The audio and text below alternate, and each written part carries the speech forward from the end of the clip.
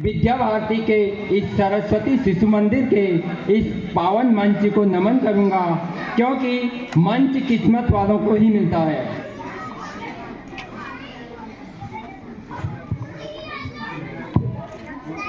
यहाँ पे आज हम लोग एकत्रित हुए हैं और हमारे यहाँ पे जितने भी शिक्षक गण और अभिभावकगण और मेरे प्यारे प्यारे बच्चों, हम लोग यहाँ पर क्यों एकत्रित हुए हैं शायद आप सभी लोगों को पता होगा, और जिन लोगों को पता नहीं होगा मैं बताता हूँ। 26 जनवरी तो आज है, आप सभी को पता होगा, लेकिन क्या आप सब लोग यह जानते हैं कि 26 जनवरी क्यों मनाते हैं?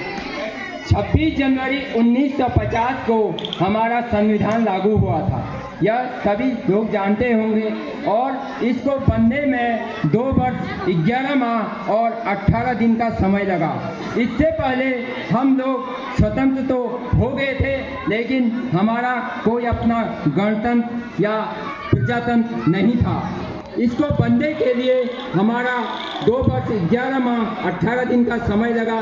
तत्पश्चात 26 जनवरी 1950 का हमारा स्वतंत्र भारत का अपना एक संविधान लागू किया गया।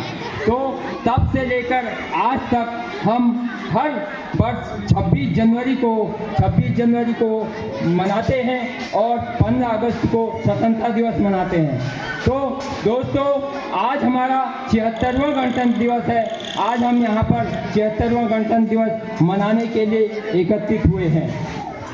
मैं आप लोगों को बताऊंगा कि हमारा देश भारत एक महान देश कहा जाता है, और भारत एक महान देश क्यों है, इसके कुछ तथ्य हैं, वो मैं आपको अपने संक्षिप्त शब्दों में बताऊंगा।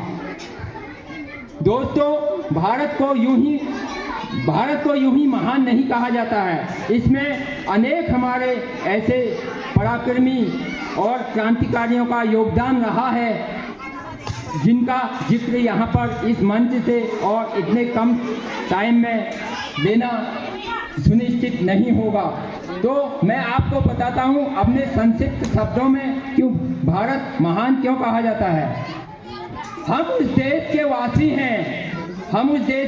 हैं जिस देश में एक एक बेटा अपने पिता के एक वचन निभाने के खातिर अपना सारा राजपाट छोड़ देता है। हम उस देश के वासी हैं जिस देश में पिता के एक वचन के खातिर बेटा अपना सिंहासन छोड़ देता है और वनवास के लिए चला जाता है। अपने एक बाण से धरती का सीना चीर देने वाले भगवान श्री राम का देश है ये। एक बार जोर से बोलिए, जय श्री राम। अपनी एक हाथ में गदा और दूसरे हाथ पे हिमालय लेकर आसमान का सीना नापने वाले उस महाबली पराक्रमी हनुमान का देश है। जयकारा बजरंगी, हर हर महादेव। सारे संसार को अमृत मिल सके, इसके लिए अब सारे विश्व को अपने कंठ में धारण करने वाले शमशानी भूत पिशाच शमशानी देवों के देव महादेव भगवान शिव जी का देश है। हर हर महादेव, हर हर महादेव। अपनी उंगली पे गोवर्धन पर्वत उठा देने वाले और कालिया नाग के ऊपर नृत्य करने वाले योगेश्वर श्री कृष्ण का देश है।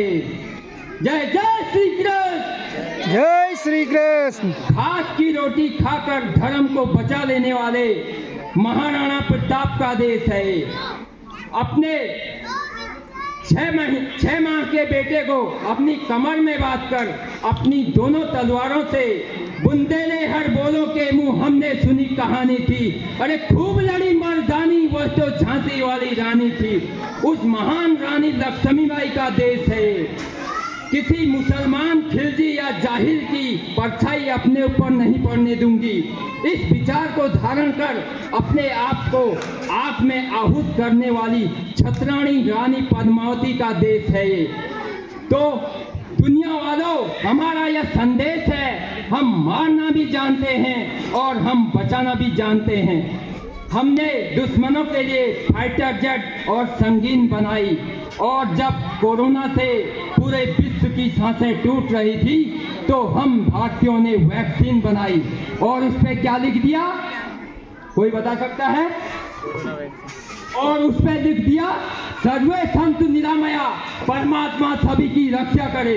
तो दुनिया वालों, इसीलिए हम भारतवासी, भारत महान देश कहलाता है। हमने पिछले 10 सालों में किसी धर्म या समुदाय पर कभी कोई युद्ध नहीं किया, किसी धर्म समुदाय को परेशान नहीं किया। ये हमारा एक संक्षिप्त इतिहास है।